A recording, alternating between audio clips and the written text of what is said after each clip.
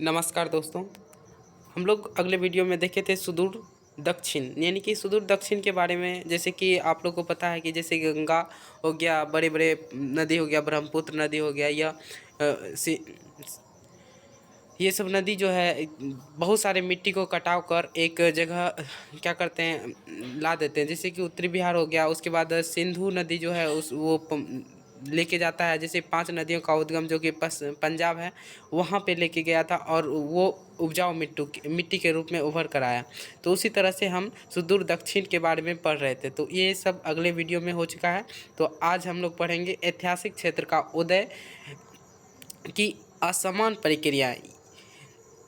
तो जैसे कि असमान विकास की ऐतिहासिक स्थिति को दर्शाया जा सकता है। उदाहरण के लिए तीसरी सहस्राब्दी गुजरात मध्य पाषाण काल के युग में संस्कृति मौजूद थी, जबकि इसी समय दक्कनी क्षेत्रों में नवपाषाण युग के पशुपालक काफ़ी संख्या में मौजूद थे। ध्यान देने योग्य तथ्य यह है कि अन्य क्षेत्रों की इन संस्कृति के युग में हड़प्पा जैसी विकसित सभ्यता विद्यमान थी।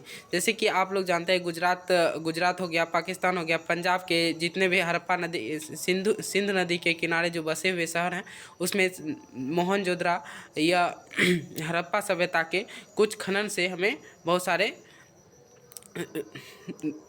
मिले हैं। तो इसी तरह से फलतः विकास के चरणों में क्षेत्रों के हर दौर दिखाई देता है। दूसरे शब्दों में, जहाँ तक सिंधु की सरस्वती क्षेत्रों में धुम्मक तीसरे लोग बसने लगे थे, वहीं दूसरे दक्कन आंध्र प्रदेश, तमिलनाडु, ओडिशा, गुजरात में बड़े पैमानों पर खतियारी सामुदायिक बुनियादी के रूप में लोह युग गठित हुए, जो कि प्रथम सहस्राब्दी BCE के उत्तराधिकारी अनुमति किया जा सकता है। काफ़ी क्षेत्रों के अथवा मध्य भारत के जंगली पहाड़ियों में कभी कभी पूरी तरह से नहीं बसे और अलग रहने का असर देती रहती है। इस उपमहाद्वीप की सभ्यता का पारंपरिक सामाजिक संगठन के रूप में अधिक जटिल एवं संस्कृति विभिन्न क्षेत्रों में विभिन्न कालों में पहुंचाई तथा अपेक्षाकृत अधिक विकसित भौतिक संस्कृति का क्षेत्रीय प्रसार काफ़ी आसान रहा। क्षेत्र की वर्गीकृत करने और एक तरीके अन्य अस्थायी केंद्रीय क्षेत्रों के अपेक्षाकृत अलग थलग क्षेत्रों का अलग क्षेत्रों का संदर्भ होता है। क्षेत्रों की प्रकृति, जैसे कि बिहार हो गया, जैसे कि अलग अलग क्षेत्रों की अलग अलग प्रवृत्ति होती है।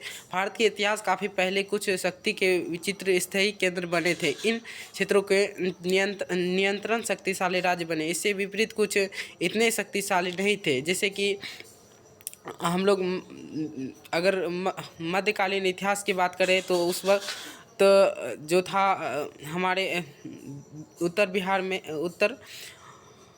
उत्तर में ज़्यादा जैसे कि गंगोत्री, महानदी, कृष्णा, कावेरी जैसी नदियों की घाटियों के क्षेत्र पर अनेक मानव बस्तियों का अधिकतर संख्या पाई जाती थी।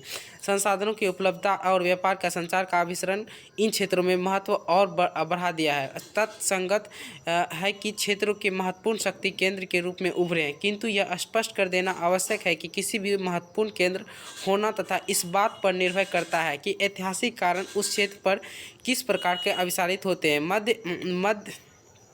मध्यम भारत की अपेक्षाकृत अलग थलग क्षेत्रों में, जैसे भील देश के बस्तर, राजमहल की पहाड़ियाँ, बस्तियों तथा कृषिगत ऐतिहासिक का संगठित राज्य प्रणाली के दृष्टिकोण ने क्षेत्रों के विभिन्न चुकी थे। इसीलिए विकास के ऐतिहासिक रूप में अंतः 3 प्रकार के क्षेत्रों में अंतर सदैव रखा। एक बिंदु का श्रेणी दूसरे श्रेणी के परिवर्तन होना संभव था। प्राचीन जैसे क्या भूगोल और पर्यावरण किसी प्रमुख कारण के रूप में लिया जा सकता है। सभी प्राकृतिक क्षेत्र केवल संभावनाओं के क्षेत्र में उन संभावनाओं को अनेक तकनीकी स्तर पर, प्राकृतिक क्षेत्र में केवल संभावनाओं के क्षेत्र में उन संभावनाओं के तकनीक स्तर पर मानव हस्तक्षेप के माध्यम में साकार किया जाता है। अतः इतिहास को भौगोलिक नियतवाद के अर्थ में देखा नहीं जा सकता है। अगर हम हड़प्पा सभ्यता को देखें तो हम पाते हैं कि पर्यावरण सामाजिक व्यवस्था के बीच सक्रिय संपर्क तथा जिसके कारण पारिस्थितिक पतन हुआ। भारतीय उपमहाद्वीप की पहली शहरी सभ्यता जो हड़प्पा सभ्यता थी, भारत की पहली शहरी सभ्यता जो मिली है वो हड़प्पा सभ्यता थी। उत्तर पश्चिमी भाग में एक बहुत बड़ा विस्तृत क्षेत्र विकसित हुई। पुरातात्विक साक्ष्य इस समय के दौरान हल का उपयोग दर्शाता है। उन्हें गेहूं, जो पश्चिम एशियाई मूल के मसूर के फसलों के साथ चावल और दालों जैसी स्वदेशी वर्षा ऋतु में फसल उगाने शुरू कर दिया था। इस प्रकार उत्पादित कृषि अधिशेष ने कई शहरों का उदय का संभव बनाया।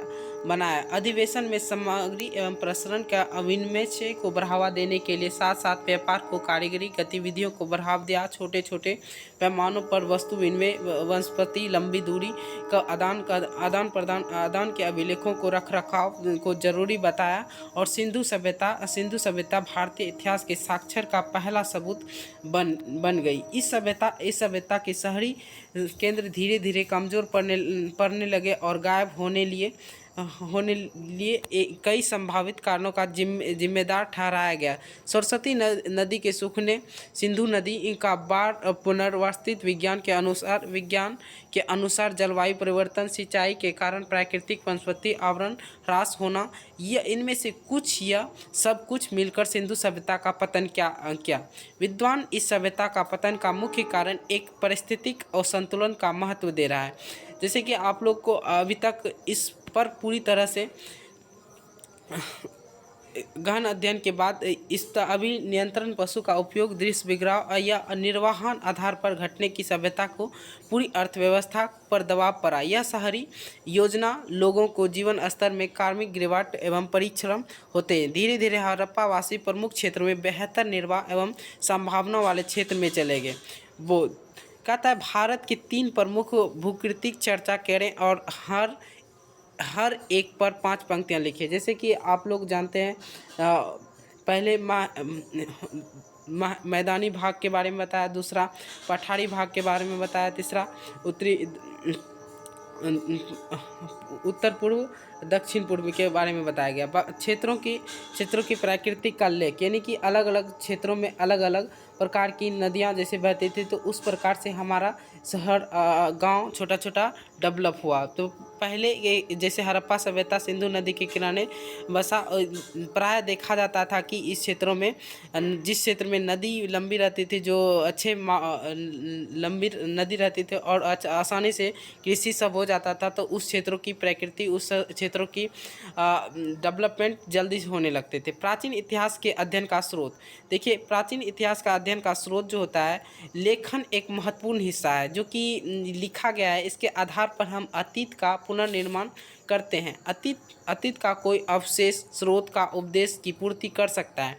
प्राचीन भारत के इतिहास में पुनर्निर्माण के लिए हमारे पास विभिन्न स्रोत हैं। मोटे तौर पर उन्हें 3 मुख्य श्रेणी में वर्गीकृत किया जा सकता है: साहित्य, प्राकृतिक एवं विदेशी प्रतिनिधि। साहित्य स्रोत के अंतर्गत वैदिक, बौद्ध एवं जैन साहित्य, महाकाव्य, पुराण, संगम एवं साहित्य, प्राचीन जीवनियाँ, कविता और नाटक शामिल किया जा सकता है। प्राकृतिक के अंतर्गत हम पुरातात्विक अवशेषों का उत्खनन एवं परिणाम स्वरूप प्राप्त होने वाले पुरालेखों की मुद्राओं एवं सत्यकला एवं प्राकृतिक अवशेष पर विचार कर सकते हैं। भारतीय इतिहास में लिखित अभिलेखों का प्रधानता है। हालांकि मंदिर का अवशेष, सिक्के, घर, अवशेष, खंभे एवं के गड्ढे, पोस्ट हॉल, मिट्टी के बर्तन, कोष्ठागार आदि के रूप में पूर्वेशंस के साक्ष्यों के एक महत्वपूर्ण श्रेणी का गठन करते हैं। भारतीय इतिहास के 3 काल हैं: प्राचीन, मध्यकालीन एवं पुरातात्विक साक्ष्य के बहुत पर पुरातात्विक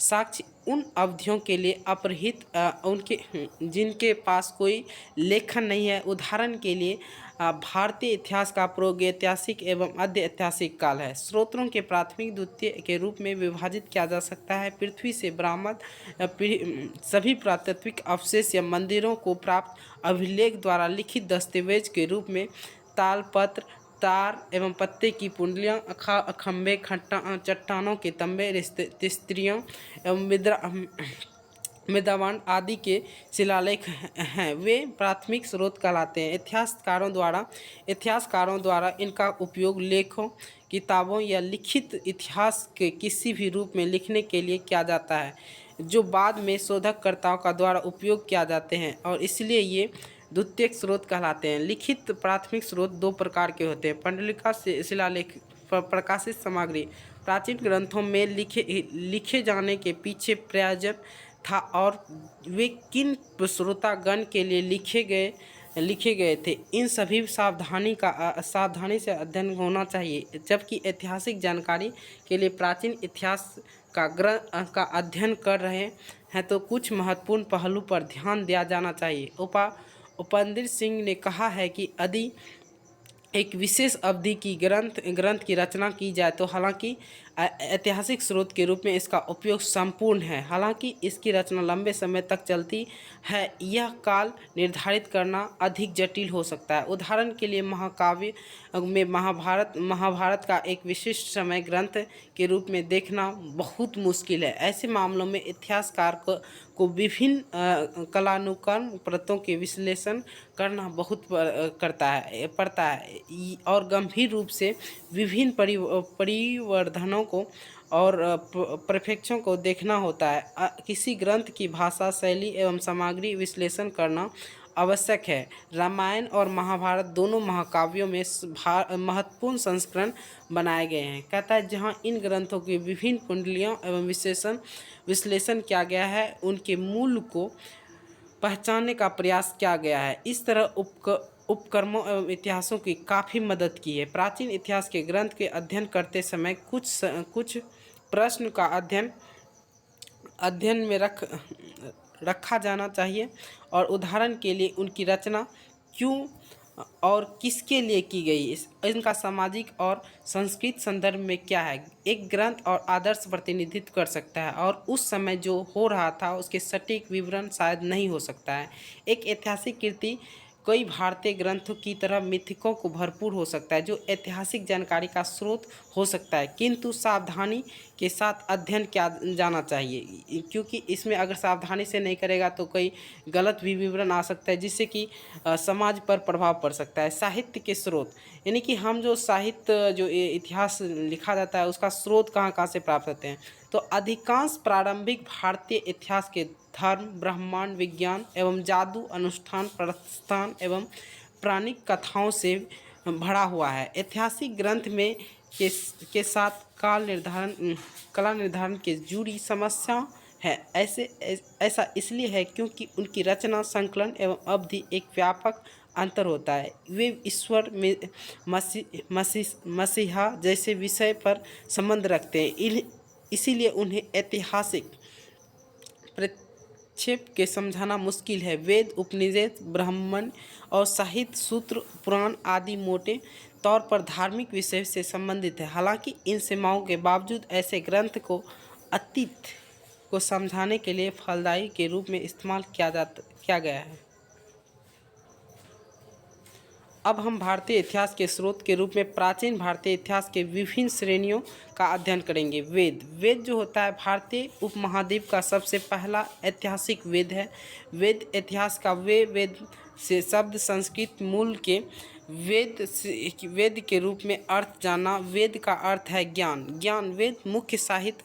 वेद का अर्थ क्या होता है? ज्ञान। वेद मुख्यतः में उत्कृष्ट है। उन्हें पारंपरिक रूप में श्रुति यानी सुन या प्रकट ग्रंथ के रूप में माना जाता है। वैदिक साहित्य तीन रूप से वर्गीकृत है। साहित्य या संगीत अर्थात भजनों, प्रार्थना एवं विसंगति, द्वंद्व एवं बलिदान के सूत्र या वाद विवाद 4 ऐतिहासिक स्रोत हैं।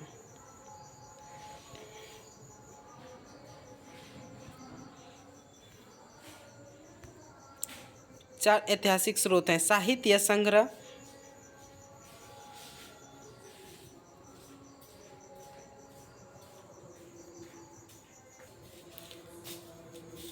ऋग्वेद साहित्य, अर्थवेद साहित्य, समावेद साहित्य और यजुर्वेद साहित्य।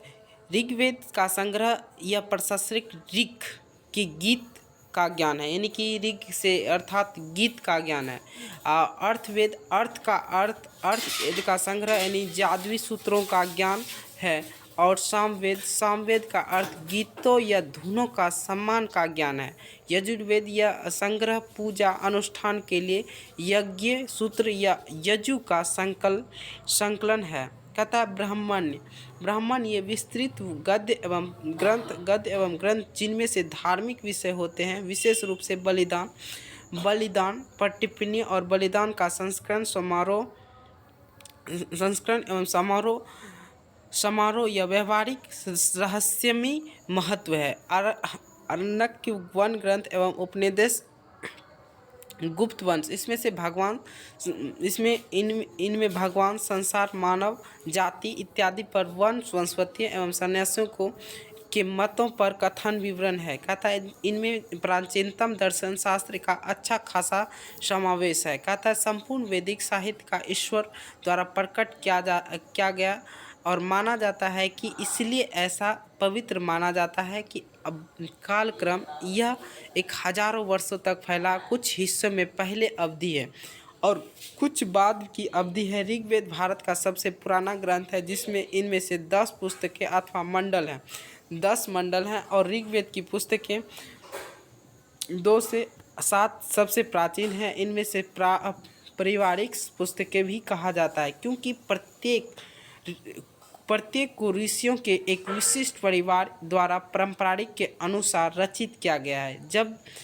जब हम प्रारंभिक वैदिक साहित्य का उल्लेख करते हैं तो हम अनिवार्य रूप से ऋग्वेद की पुस्तकें 2 से 7 का उल्लेख करते हैं, यानी कि माना जाता है कि 1500 से 1000 BCE इसकी रचना की गई थी। उत्तर वैदिक साहित्य एवं ऋग्वेद की साहित्य 1 से 8, 9 एवं 10 शामिल है। इनमें साथ समावेश यजुर्वेद एवं अर्थवेद, ब्राह्मण, आरण्य एवं उपनिषद हैं। ये लगभग 1000 से 500 BC के बीच रचे गए थे। हालांकि अधिकांश वैदिक साहित्य एवं गीत प्रार्थना एवं धर्मशास्त्रीय धार्मिक मामलों के शामिल हैं, लेकिन इनका उपयोग साहित्यकार के राजनीतिक, धार्मिक एवं सामाजिक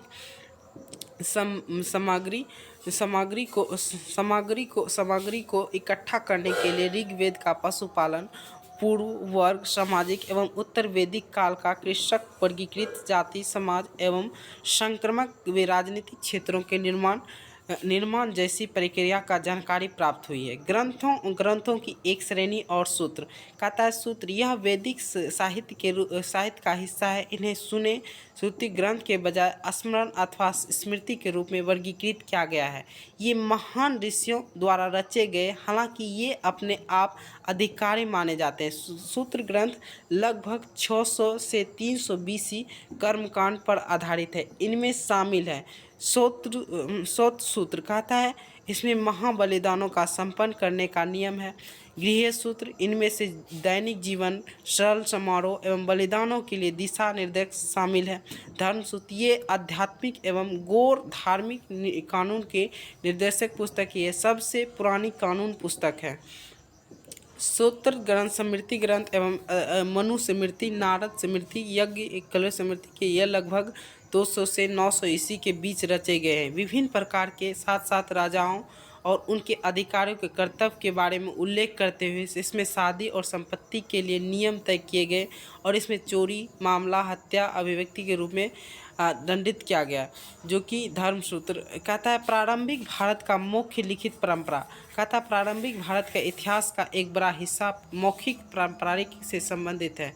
वेदों को पारंपरिक रूपों में श्रुति यानी सुना या प्रकट ग्रंथों के रूप में माना जाता है। कहा जाता है कि ये शब्द भगवान ब्रह्मा द्वारा प्रथम मनुष्य के कान में कहे गए थे। उन्हें स्मरण किया जाता है कि इस तरह के एक पीढ़ी से दूसरे पीढ़ी को सौंप दिया गया।